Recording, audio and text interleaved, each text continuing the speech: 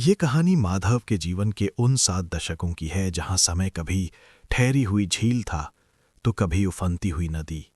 इस कहानी को एक ही प्रवाह में पढ़िए, जैसे कोई पुरानी याद धीरे धीरे मन के पटल पर उभरती है। स्मृतियों के आखिरी दीप।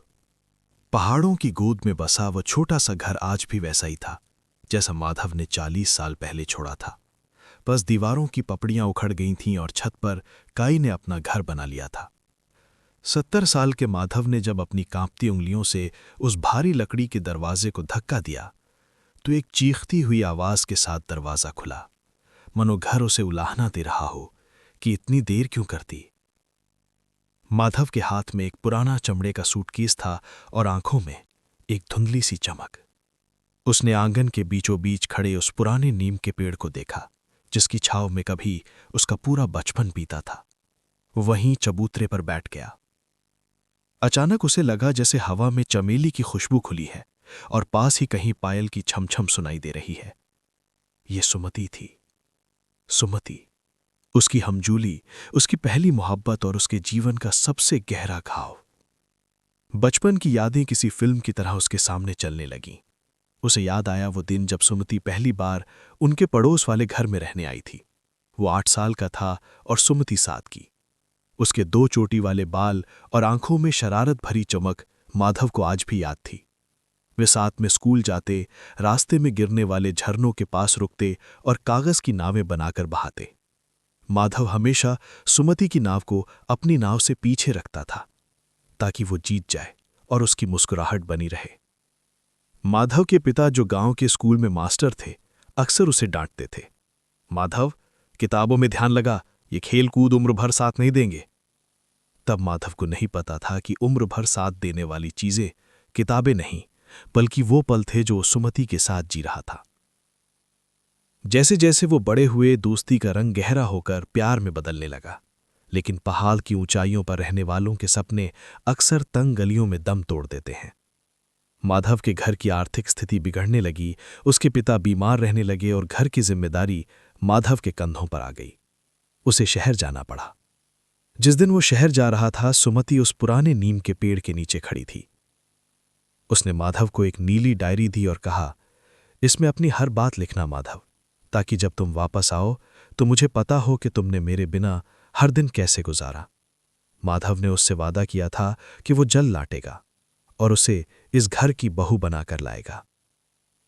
शहर की चकाचौंध और भागदौड़ में माधव खो सा गया।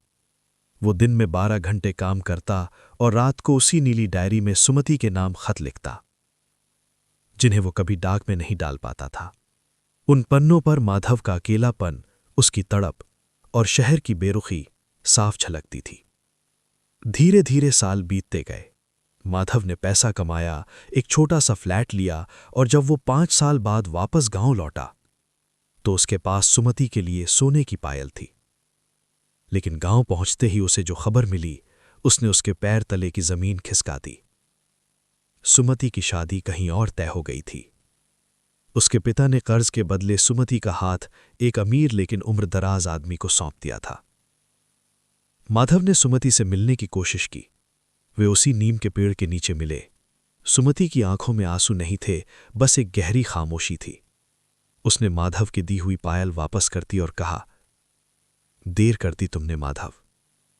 अब ये पायल मेरे पैरों में नहीं, मेरी बेड़ियों की तरह लगेंगी। उस रात माधव गांव छोड़कर चला गया और इस बार वो कभी वापस न आने के इरादे से गया था। उसने शहर में खूब नाम कमाया, शादी की, बच्चे हुए, लेकिन उसके भीतर का वो कमरा हमेशा खाली रहा जहां सुमति की यादें बसी थीं। उसकी पत्नी सरिता एक अच्छी महिला थी। उसने माधव को समझने की कोशिश की, पर माधव के मन की गहराई तक कोई नहीं पहुंच पाया। वक्त का पहिया घूमता रहा। माधव के बच्चे बड़े होकर विदेश चले गए, सरिता का देहांत हो गया और माधव एक बार फिर उसी मोड़ पर आ खड़ा हुआ जहां से उसने शुरुआत की थी। अकेलापन। एक दिन उसे एक गुमनाम चिट्ठी मिली। वो सुमति के बेटे की थी। चिट्ठी में लिखा था कि सुमति अब इस दुनिया में नहीं है, लेकिन मरते वक्त उसने माधव का नाम लिया था और एक पुरानी संदूक उसके नाम छोड़ गई थी। यही वजह थी कि माधव आज 70 साल की उम्र में वापस अपने उस पुराने घर लौटा था। उसने अंदर कमरे में जाकर वो संदूक खोला। उसमें वही पुरानी नीली डायरी थी जो सुमति को दी थी, और उसके साथ थी वे सोने की पायल जो माधव ने उसे देने की कोशिश की थी।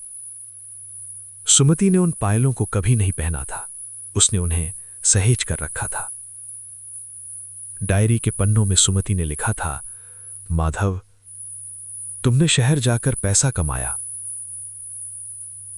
पर मैंने यहां रहकर तुम्हारा इंतजार कमाया है। मेरी हर सांस में तुम्हारी याद थी। लोग कहते हैं कि हम बिछड़ गए, पर सच तो यह है कि तुम मुझ में हमेशा वैसे ही रहे।